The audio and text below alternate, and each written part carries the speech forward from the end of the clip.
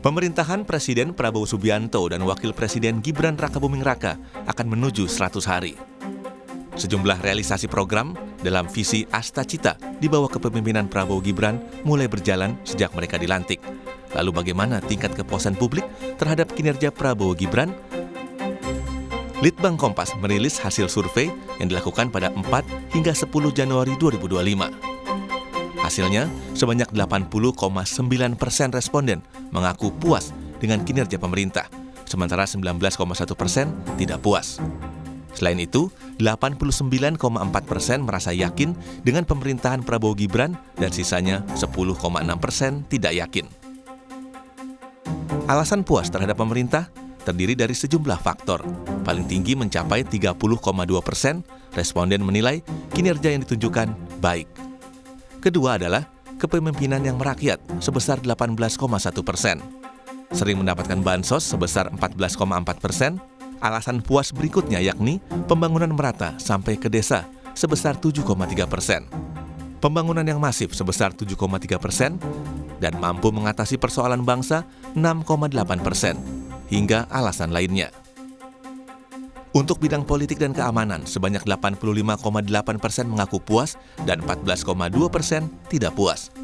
Di bidang hukum, 72,1% responden mengaku puas dan 27,9% tidak puas.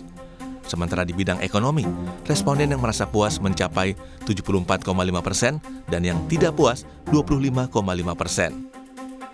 Untuk bidang kesejahteraan sosial, 83,7% merasa puas dan 16,3% tidak puas.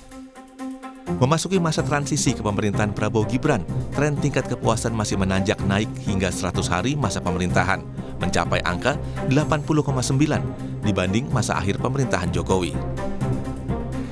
Salah satu program unggulan pada pemerintahan Prabowo Gibran yang bersamaan dengan 100 hari adalah makan bergizi gratis yang digaungkan sejak masa kampanye. Bagaimana dengan tanggapan warga tentang kinerja Prabowo Gibran, termasuk makan bergizi gratis? Depannya makin sukses selalu, terus dengan program makan gratisnya ya lumayan bagus juga sih. Berarti sejauh ini sudah cukup puas dengan program Prabowo ya? Sudah cukup puas. Nah, gitu. Ada harapan lain nggak sih Mas ke depannya? Nah, harapannya supaya Indonesia makin maju, makin jaya. Udah bagus sih karena udah ada program makan siang gratis juga yang udah banyak disebar ke sekolah-sekolah juga. Teman-teman aku juga udah banyak yang ngerasain gitu ya makan gratisnya.